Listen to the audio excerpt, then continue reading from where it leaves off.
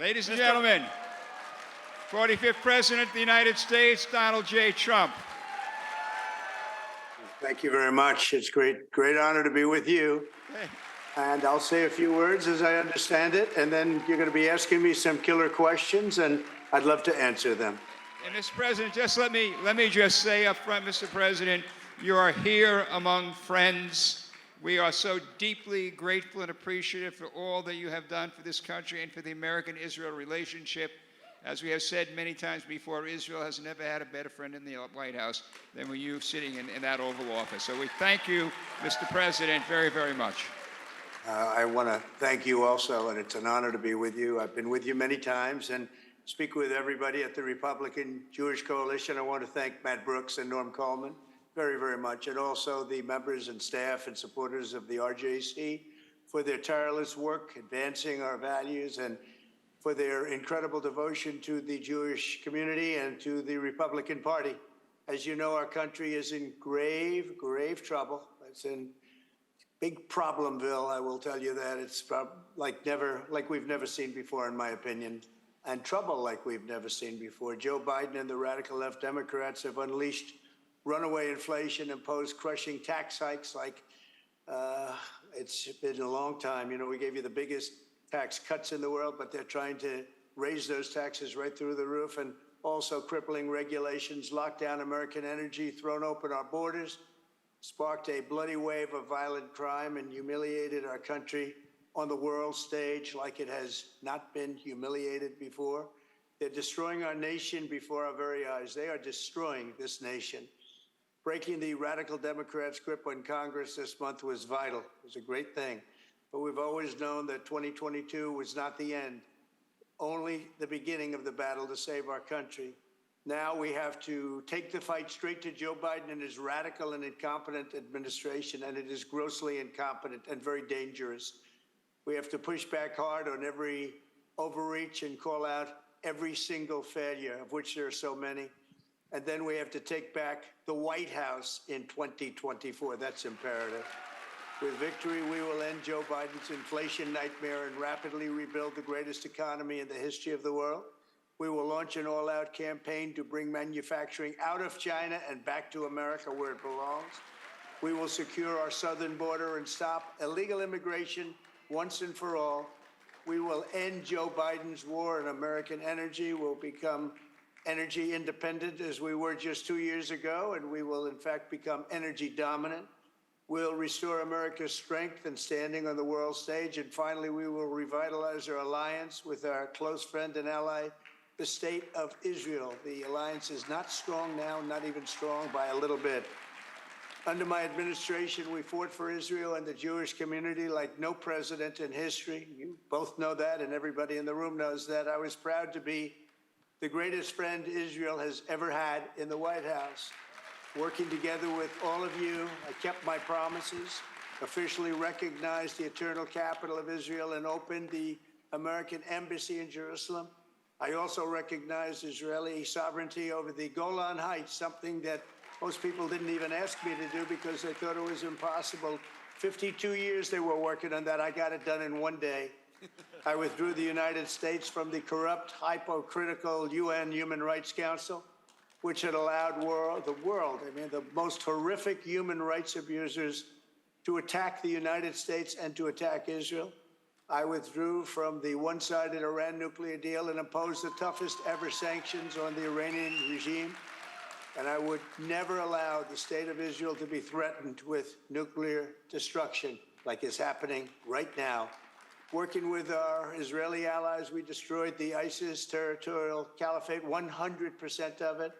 I appointed a special envoy to combat the scourge of anti-Semitism worldwide. And here in the United States, I took strong action to stop anti-Semitism on college campuses, and we succeeded. And last but not least, with the historic Abraham Accords, we created peace in the Middle East, something that nobody thought would even be possible to say, let alone get it done. Tragically, Joe Biden has betrayed Israel and the Jewish community and squandered our amazing success. From the very beginning, he sold out Israel's security and began begging to re-enter the Iran nuclear deal. on even worse terms than before. It was a disaster before, but these would be even worse terms. He unilaterally lifted key sanctions. He appointed countless anti-Israeli extremists to government positions, and he disgracefully smeared Israel for defending itself, even as the country was under attack and violent attack, including missiles being shot all over the place. When we win in 2024, the era of backstabbing and betrayal will end, and the United States will stand with Israel once more, and just as it did in my administration 2 years ago, we were a great nation. And soon, with the help of the Republican Jewish coalition and patriots all across this land, we will be a great nation again. Thank you both, and thank you, everybody, and God bless you, God bless Israel, and God bless America. Thank you.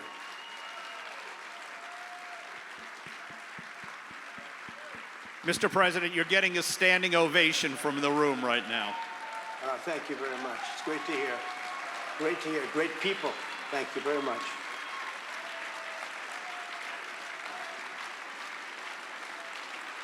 Thank you.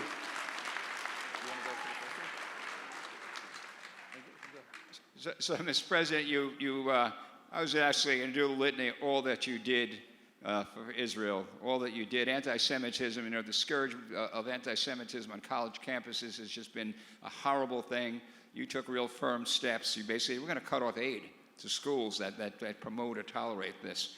You laid out the things that you did for Israel in terms of moving the embassy, recognizing sovereignty of Golan, Abraham, I go on.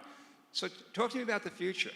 Can you reverse the damage that the Biden administration has done to peace in the Middle East? Can you reverse the damage that they're doing with trying to kowtow to the Iranians with the New Deal? Talk to me about the future. What is it? What else can we do to strengthen the bilateral relationship and to secure a more safer and prosperous Middle East? Well, the relationship right now with the United States is a very bad one. They don't even listen to your leaders. As you know, the United States will not stand for what Israel represents and will not fight for what Israel represents. In Congress, right now, you have a very strong coalition of anti-Israel people, and it's taken hold. And I think it's more powerful than the Israeli coalition. I cannot believe when I look at what's going on 10, 15 years ago. I would say the strongest, most powerful voice, lobbyists, if you want to call them, but voice, was the voice of Israel in Congress. And now it's almost, many congressmen have just gone away, and they've gone to the other side, and I don't understand it. And it's very dangerous, very bad. But one of the things you have to do is you have to be careful of what they're doing with Iran, because that will maybe be the end of Israel. That could happen. It could happen very quickly. We're living in a very fragile world, and that particular part of the world in particular is very fragile. And we just can't let that deal happen. That deal is a disaster. That's destroy Israel, kill Israel, end Israel. That's their chant, and we can't let that happen. So the future, in certain ways, is going back a little bit to the past. I ended that deal. That deal was so bad and so dangerous for Israel and for the United States to a lesser degree, but so dangerous for Israel, because I think they would end Israel. And you know what I mean by end, and that's not good. You can't let it happen. So we have to stay strong, and we have to fight. And frankly, you better hope that a certain person wins the election in 2024.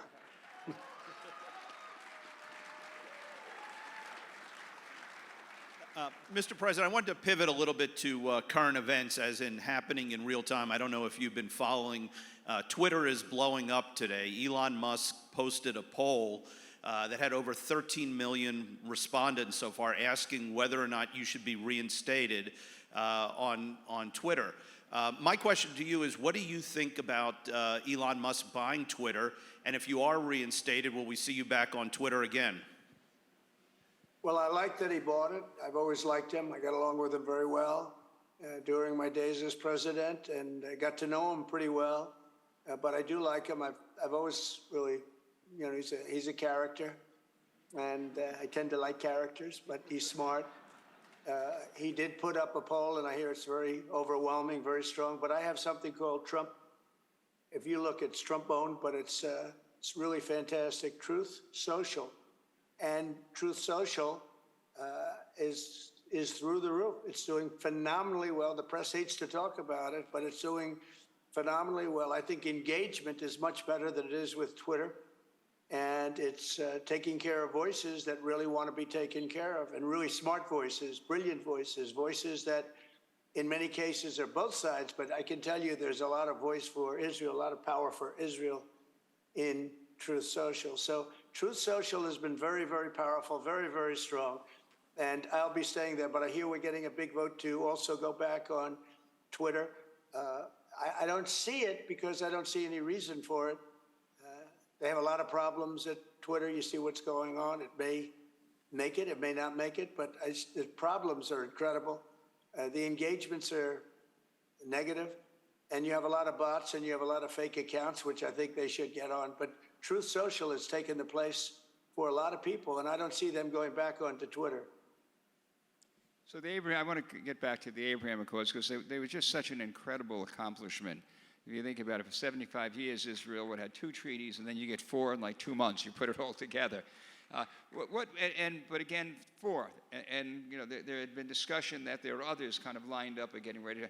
What's your vision of extending the Abraham Accords? What's it going to take to make that happen? What can you do to help make that happen if you're in the right position?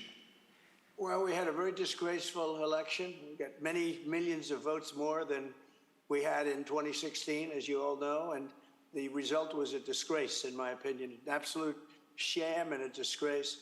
But had the result, or the outcome, I guess you'd have to say, because I think the result really was incredible. We did much better than we did in 2016. In 2020, we did much, much better than we did in 2016. I was told that if we could get the same number of votes that we got in 2016, there was no way we could lose. And we got tens of millions of votes more. We got so many more.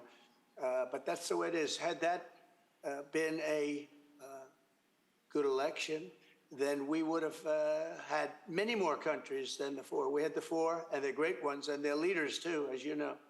And we have now a situation where nothing's happened with it. You know, the Abraham Accords are there. They're ready, willing, and able. A lot of countries want to join, but the Biden administration doesn't seem to have its act together, and they're unable to get more of them to join. We would have had, I think, by this time, 10, 12, 14. We would have had maybe all of them. That includes Saudi Arabia. We would have had all of them, I think, within a short time after the election, and they haven't signed any of them. We could have truly had peace in the Middle East, but that's a good road for peace. As you know, the Palestinians were fighting it, and we went around the Palestinians, and we even stopped payment with the Palestinians because they were making it very difficult, and they were saying horrible things about Israel, about the United States, probably about me. And I ended up saying, look, we're going to forget it. We're going to do this different than we've ever done it before. The Palestinians, if they want to come in, they have to come in last. But we, as you know, got 4 great countries, and we would have had, I think, almost all of them signed. And ultimately, probably the Palestinians would have come in at the end. But nobody's ever done that before. I actually stopped payment of $750 million a year that goes to the Palestinians, and they started behaving very nicely, I will tell you. Do we have it? What's your time frame, Mr. President? Do we have time for a couple more questions? Or Sure, you go ahead. Okay. You go ahead. I have a lot of friends in your audience, I will tell you that. Well, you do have a lot of friends.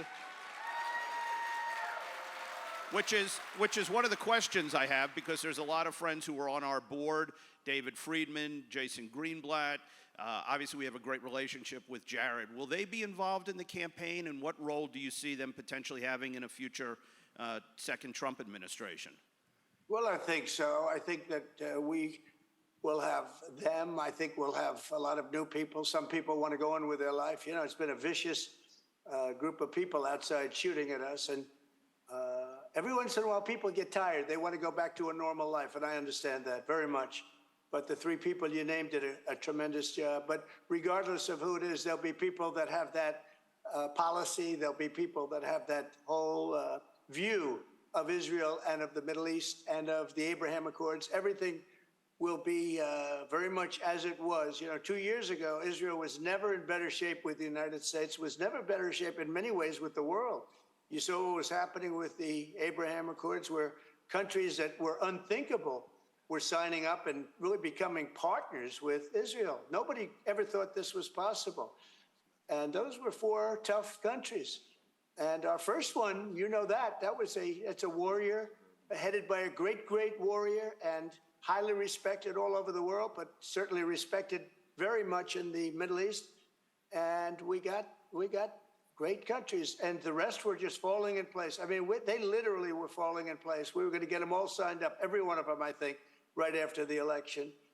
But the election was rigged, and it's too bad it was, and Israel lost a lot. But we're going to be doing it again, and I think we'll bring it back to a position of great strength, and you're going to have peace in the Middle East. You were ready to have very solid peace in the Middle East. A shame what's happened. The Middle East has just been blown up all over the place. It's so bad for everybody. But you're going to have peace, and you're going to have strength around Israel, and you're going to have protection of Israel. Israel is a great, really, it's just a great miracle if you look at it. It's been a miracle what took place with Israel. Who would have ever thought it would have happened? If you go back years ago, nobody would have thought that was even possible. But we really kept the miracle alive, because you were being hit at every single outpost. And, when I think it's an interesting story, but every president said Jerusalem will be the capital. We're going to move the embassy to Jerusalem. I actually got the embassy built, which, by the way, is no small thing. And we got it built very fast. And you have a gorgeous embassy now with all Jerusalem stone, okay? Very expensive outside of Jerusalem. In Jerusalem, it wasn't so bad. But I got it built. But I will tell you, the pressure put on me, and I understand the other presidents now. I didn't understand why they would campaign on it and then never got it done. Many, many previous presidents to me, I got it done immediately. But you heard the story. They would call and they'd want to talk to me, and they'd tell me what it was about prior to my getting on the phone. I said, I'll call you back next week. And then I made the announcement, because you had tremendous pressure put on the President of the United States before me and with me. But I figured the best thing I can do is just not take the call, and then I call back next week. I had announced it. It was done. Okay, so what do you have? What's up? What's happening? Well, we wanted to talk to you about Israel, but it's a little late because you already announced it. So I said, yep, you're right. It's late. So I got it done. No other president got it done. Nobody came close. Golan Heights also. But the most important thing I did was the Iran nuclear deal. You can say, a lot of people say Jerusalem. Some people say Golan Heights, sovereignty over the Golan Heights. But the most important thing I did for Israel was a termination of that horror show. I think it was a death certificate, the horror show of the Iran nuclear deal. I think that's even more important than what we did with respect to Jerusalem being the capital. So, Mr. President, if I can, I kind of like to get into your thought process, because I find it fascinating. I served in the Senate. I was there, and there's been discussion about moving the embassy. It didn't happen. You get elected, everyone is telling you just about, except for a few people around you, that the Middle East is going to be up in flames if you move the embassy. With the Iran deal, you had folks saying that this is you can't change it, and it's not a good. In your mind, did you kind of look ahead and say, I don't think these bad things are going to happen, or was it simply something that your gut said, I got to do the right thing, and if I do the right thing, let the chips fall where they may? What were you thinking as you had all this resistance against you, but you chose to go another path? Well, first of all, you did serve in the Senate, and you served brilliantly in the Senate, and then you got screwed in the election, I have to tell you. You had a rigged election like few people have had, so I'll say that loud and clear. You don't have to say it, because they'll say you're something. They'll start calling you names, but I don't mind being called names. What happened to you was a disgrace, and so bad for our country, because you did a great job. No, I did the right thing. I felt I had to do it. I didn't feel that there would be bloodshed, of which there was none. There was literally none. But a lot of people said when they were trying to talk me out of it, everybody wanted to talk me out of it, including people in the administration. They said there'll be bloodshed all over the Middle East, all over the world, and there was none after I did it. In fact, 2, 3, 4 days later, I'd call people and say, what's going on? Anything happening? Every day I'd call to find out anything happening in the Middle East. We did it. I was proud that I did it. We got it built, and it was supposed to cost $2 billion. We did it for $500,000, which is a slight difference, I would say. And the only difference is the building is nicer than the one I saw that was planned. That would have never gotten built, by the way. Probably would have never gotten built. You know, we not only got it done, but we got the embassy built. And it's really a beautiful embassy and the best location. And you know that whole story. I'm sure you've heard it before, but we got it built and we got it. We have the best location, I think, probably in Jerusalem for that. Setbacks, everything. So I just will tell you, it's such an honor to have done it. And I didn't do it for the praise. I didn't do it for any reason other than I thought it was right. I didn't think there'd be a problem, but the problem was what they used to try and convince presidents not to do it. And I can see the other presidents not doing it. They campaigned on it, but you got to office and it was going to be the worst thing that you could ever do. It's going to be a disaster all over the world. And I held my breath and I did it, and it was not a disaster, and it's been a great achievement for us and a great thing for Israel. And we're very happy about it. So, Mr. President, I just, one more question. You really accomplished a transformation of the Republican Party. In the Republican Party, certainly of business, big business, you know, a country called Republicans. I was having a conversation with a Democrat governor. He was talking about some county in Michigan that used to be Republican, and it's like the highest income county, and now it's Democrat. And my comment to him is you know, you're now the party of the elite, the coastal elites, the urban centers, and that's it. And the rest of the country has been transformed. And Mr. President, you kind of led the way with that. If I just a quick story, I have a cabin in northern Minnesota. It's a rural area. Every one of the working men and women, the folks that put in the docks, the electricians, the craftsmen, the retail, that's Trump territory. That's red territory. In fact, my wife and I at one point saw a Hillary sign in the distance. And we thought, wow, I can't believe there's a Hillary sign in this county. And we drove up to it, and it said, imprison Hillary. That was the only Hillarys. True story. True story, Mr. President. But my question for you is a challenge to the future. So we have the middle of the country, the heartland is red. The Democrats control the coastal elites, you know, some of the urban centers. We're having a battle, though, in the suburbs. And we're taking some shots there. We're taking some hits. How do you pull the Republican Party together, keep that coalition that you created, at the same time kind of get back some of what we need in some of those suburban areas in order for us to be victorious both in the Senate and the House and in the presidency? Well, you know, in the midterms, as you probably heard, I was 222 wins and 16 losses. The press doesn't want to mention that. And the Republican Party got 5 million more votes than the Democrats. Nobody ever talks about that.